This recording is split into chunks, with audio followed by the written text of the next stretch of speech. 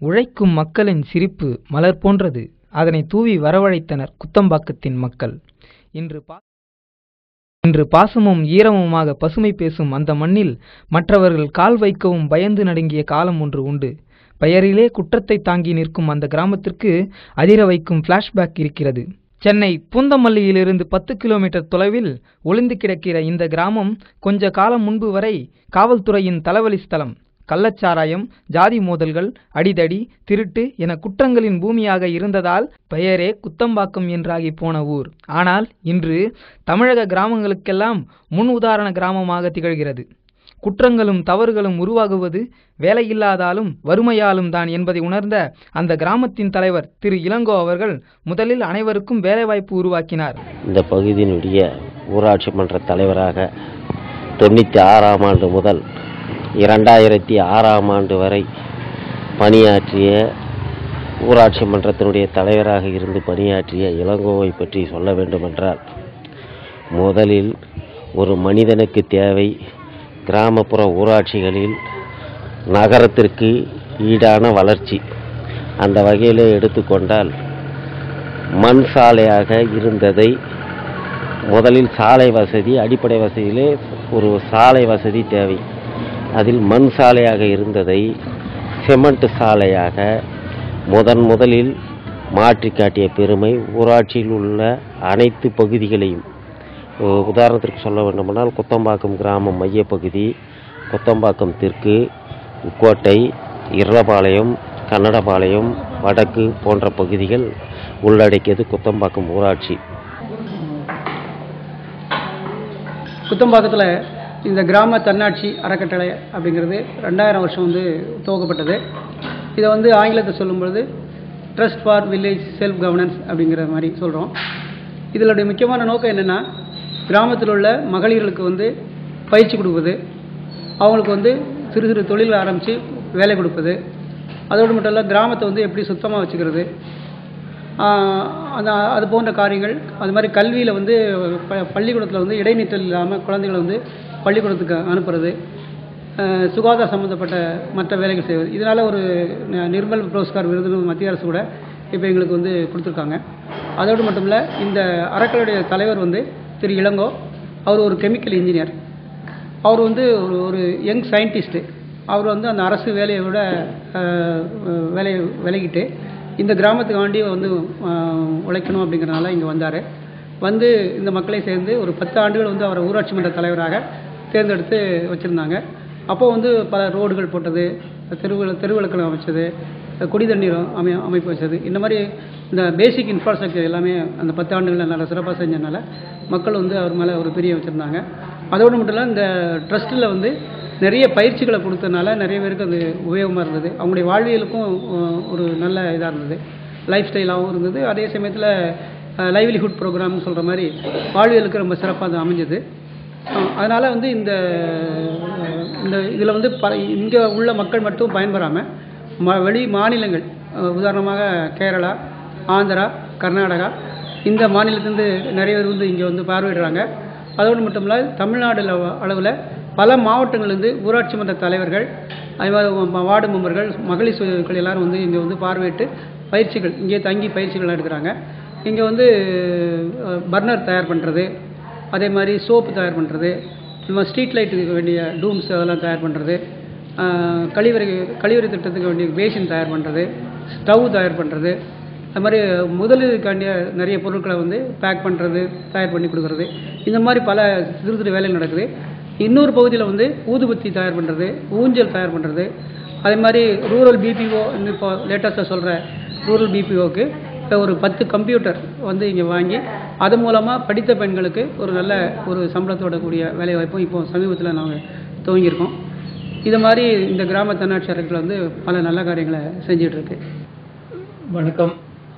குத்தம்பாக்கம் கிராம பஞ்சாயத்து ஒரு முன்மாதிரி பஞ்சாயத்தாக அல்லது ஒரு மாதிரி பஞ்சாயத்தாக நாம் உருவாக்க முயற்சி செய்து கொண்டிருக்கிறோம். இந்த குத்தம்பாக்கம் சென்னைக்கு மிக அருகாமையில் இருந்தாலும் இது ஒரு டிப்பிக்கல் வில்லேஜ் தான். இது முழுவதுமாக ஒரு பசுமையான ஒரு விவசாய கிராமம். இந்த கிராமம் பசுமையாக இருந்தாலும் நிறைய சமுதாய பிரச்சனைகளும் அல்லது அடிப்படை வசதிகள் இல்லாத நிலைமையும் ஒரு பின்தங்கிய நிலைமையும் தான் இந்த கிராமத்துக்கு, மற்ற கிராமங்களைப் போல இதுவும் அப்படித்தான் இருந்தது. இந்த கிராமத்திலேயே நான் பிறந்து வளர்ந்து படித்து ஒரு பொறியியல் பட்டதாரியாக வாய்ப்பு கிடைத்தது. இது இங்கே இருந்து வளர்ந்து பார்த்து வளர்ந்ததால் இந்த கிராமத்தில் உள்ள பிரச்சனைகளை என்ன, அந்த பிரச்சனைகளுக்கு தீர்வு எப்போது ஏற்படும் என்ற கேள்வியோடு அதற்கு தீர்வுக்கான வழியும் மனதிலே வேர்விட்டு கொண்டே இருந்தது. எல்லோரும் போல படித்த உடனே ஒரு நல்ல வேலை கிடைத்ததும் கிராமத்தை விட்டு போக வேண்டிய நிலைமையில் நானும் இருந்தேன். ஆனால் ஒவ்வொரு முறையும் கிராமத்திற்கு திரும்ப வரும்போது நான் இங்கே இருந்தபோது என்னுடைய பழக்க வழக்கங்களாலும் என்னுடைய தொடர்பாலும் எவ்வளோ நல்ல காரியங்கள் வளர்ச்சியை நோக்கி நடந்து கொண்டிருந்தன. அதெல்லாம் நடைபெறாத நிலைமையை உணர முடிந்தது. அப்போ திரும்ப கிராமத்துக்கு போய் கிராமத்திலே இருந்து இந்த வேலைகளை செய்ய முடியுமா அப்படின்ற எண்ணமும் வேர்விட்டு கொண்டிருந்தது. அந்த நேரத்தில் இந்த புதிய பஞ்சாயத்து ராஜ்யம் 73rd கான்ஸ்டியூஷனல் அமெண்ட்மெண்ட் அரசியல் சட்ட திருத்தத்தோடு ராஜீவ்காந்தி காலத்தில் இது புதிய பஞ்சாயத்து ராஜ்யம் உருவாக்கப்பட முயற்சித்த போது இது நல்ல ஒரு தருணம், இது மட்டும் வந்துவிட்டால் ஒரு பெரிய மாற்றத்தை செய்துவிட முடியும் என்ற ஒரு நம்பிக்கையும் ஆசையும் மனதில் இருந்தது. அது ஒரு வழியாக 73வது அரசியல் சட்டமாக மாற்றப்பட்டு இந்திய அரசாங்கம் நிறைவேற்றிய போது தமிழ்நாட்டில் 1994 புதிய பஞ்சாயத்து சட்டம் கொண்டு வரப்பட்டது. அதன்படி 96 பஞ்சாயத்து தேர்தல்கள் நடந்தது. அந்த நேரத்தில் இந்த புதிய பஞ்சாயத்து சட்டம் புதிய ஒரு வீரியத்தோடு கிராமத்தை முன்னேற்ற செய்யக்கூடிய ஒரு பெரிய வாய்ப்பாக உருவான போது இதில் யார் போட்டியிட போகிறாங்க, எப்படி யார் இதை செயல்படுத்த போகிறாங்கன்னு ஒரு நிலைமை ஏற்பட்ட போது சரி நாமும் தான் பேசத்தான் முடியுது, ஏன் செயல்படுத்த முடியாதுன்னா வேலையை விட்டுடணும். வேலையை எப்படி விடுறதுன்னு ஒரு நெருக்கடி ஏற்பட்ட போது வேலையை விட்டு வந்து செய்துதான் தீர வேண்டும் எண்ணத்தில் 96 நான் வேலை செய்து கொண்டிருந்த மத்திய அரசாங்கத்தினுடைய பணியை விட்டு இந்த கிராமத்துக்கு மீண்டும் வந்து பஞ்சாயத்து தேர்தலில் போட்டியிட்டு பஞ்சாயத்து தலைவராக ஆனபோது இந்த புதிய பஞ்சாயத்து அரசை, அதாவது கிராம அளவில் இது ஒரு அரசாங்கம் அரசியல் சட்டப்படி, அதன்படி திட்டம் தீட்டி கிராம சபையை கூட்டி மக்கள் பங்கேற்பை கொடுத்து மக்கள் பங்கேற்போடு நிறைய திட்டங்களை படிப்படியாக நிறைவேற்றிய போது ஒரு பெரிய மாற்றத்தை நம்மால் காண முடிந்தது. ஒரு கிராமத்தில் வறுமையின் சின்னம் எனப்படுவது குடிசைகள் தான். ஆனால் குடிசை தொழில் குடிசை இல்லாமல் செய்யலாம் என்பதை உணர்ந்த அவர் தங்கள் ஊரில் விளைகிற நெல்லை அரைக்க தாங்களே ரைஸ் மில் ஆரம்பித்தார்கள். துவரம் பருப்பை பாலிஷ் போடும் தொழிற்சாலையிலிருந்து வீடு கட்ட பயன்படுத்தும் கட்டடப் பொருட்கள் வரை அத்தனையும் தாங்களே தயாரிக்கிறார்கள். தேங்காயிலிருந்து எண்ணெய் எடுப்பது, எண்ணெயிலிருந்து சோப்பு தயாரிப்பது, மண்ணெண்ணெய் ஸ்டவ்விலிருந்து தெரு விளக்குகளை பொருத்த தேவையான அலுமினிய கூடுகள் வரை செய்து வெளியூர்களுக்கு சப்ளை செய்கிறார்கள். இந்த கிராமத்தின் செய்நேர்த்தியை பார்த்துவிட்டு வெளிநாடுகள் வரை இப்பொழுது ஆர்டர்கள் வருகிறது. இந்த கிராமத்தில் பெருமைப்படக்கூடியது ஒன்றுள்ளது. அது என்ன தெரியுமா? பல ஐரோப்பிய நாடுகளின் இராணுவத்திற்கு தேவைப்படும் பேண்டேஜ் துணி முதல் ஸ்டெரஸ்டர் துணி வரை பேக் செய்து அனுப்புவது குத்தம்பாக்கத்தின் பெண்கள்தான். இது மட்டுமல்ல, இராணுவத்தினருக்கு அடிபட்டால் உடனடி நிவாரணத்திற்கு தேவைப்படும் திடீர் ஐஸ் கட்டிகளையும் செய்து அனுப்புகிறார்கள். இது மட்டுமா, படித்த பெண்களுக்கு வேலை கொடுக்க BPO ஆரம்பித்திருக்கிறார்கள். இவை அனைத்திற்கும் காரணம் திரு இளங்கோ அவர்கள்தான். அதிகாரம் கையில் இருந்தால்தான் மாற்றத்தை கொண்டு வர முடியும் என்று நினைத்த அவர் தேர்தலில் போட்டியிட்டு பஞ்சாயத்து தலைவராக வெற்றி பெற்றார்.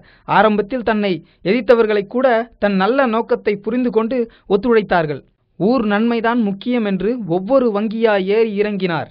அரசாங்கத்தின் ஒவ்வொரு கதவையும் ஓயாமல் தட்டினார். அரசிலும் வங்கியிலும் என்னெல்லாம் திட்டங்கள் உள்ளதோ அத்தனையும் குத்தம்பாக்கத்திற்கு கொண்டு வந்தார். நினைத்தது அவர், ஆனால் ஊரே ஒன்று கூடி நடத்தி காட்டினார்கள். இன்றும் சுற்று வட்டாரமே மரியாதையாய் முன்னோடியாய் பார்க்கிற அளவுக்கு குத்தம்பாக்கத்தை சுத்தம்பாக்கம் ஆக்கிவிட்டார்கள். நம் வாழ்வாதாரமே கிராமங்கள்தான். காந்தி கண்ட உண்மையான கிராம ராஜ்யம் இன்னும் கனவாகவே இருந்தா எப்படிங்க? வாங்க எல்லோருமே சேர்ந்து அந்த கனவை நனவாக்குவோம்.